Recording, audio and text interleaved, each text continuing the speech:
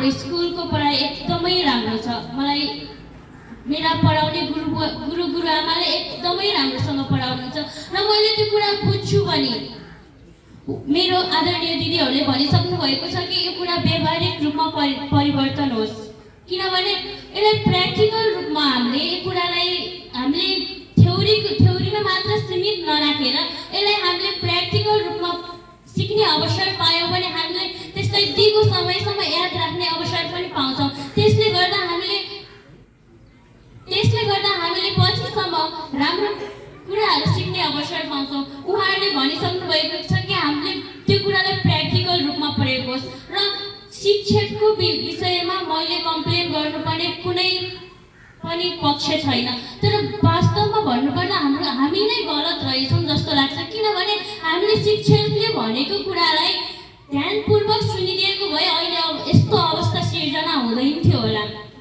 आखिर गलत हामी हौ। मैले शिक्षकलाई दोष दिन चाहन्न, किनभने मैले यहाँ मेरो गल्ती देखिसकेकी छु र त्यो गल्तीलाई सुधार्ने पनि छु। त्यसैले म शिक्षकहरूलाई मात्र दोष दिन चाहन्न, हाम्रा साथीहरूले पनि हामी पढ्दाखेरि हल्ला नगरिदिएको भए र शिक्षकले भनेको मानिदिएको भए भनेर मेरो चाहना छ। मेरो आदरणीय साथीहरूलाई म यो बिन्ती गर्न चाहन्छु कि शिक्षकले पढाइदिएको बेला कृपया तपाईँहरूले ध्यानपूर्वक सुनिदिनु होला, किनभने तपाईँले त्यसलाई घर गएर फेरि पूर्ण रिभिजन त नगर्नु होला, तर क्लासमै पढेको कुराले गर्दा पनि हामीले एक्जाममा आएको क्वेसनहरूलाई सल्भ गर्न सक्छौँ।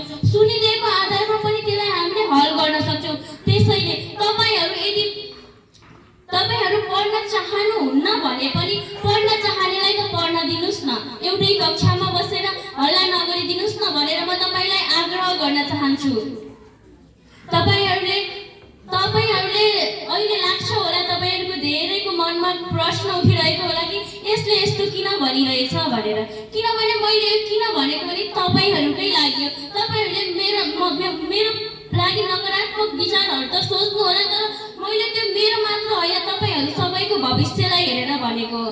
त्यसैले कृपया शिक्षकले पढाइरहेको बेला ध्यानपूर्वक सुनिदिनु होला र अरूको भावनालाई पनि बुझ्ने कोसिस गर्नु होला भन्दै म मेरो साथीहरू पक्ष यही नै अनुरोध गर्न चाहन्छु र मेरो विद्यालयप्रति कुनै गुनासो छैन, किनभने मेरो विद्यालय एकदमै राम्रो छ, एकदमै सुन्दर छ, पढाइ पनि एकदमै राम्रो छ, शिक्षकहरू पनि एकदमै राम्रो हुनुहुन्छ।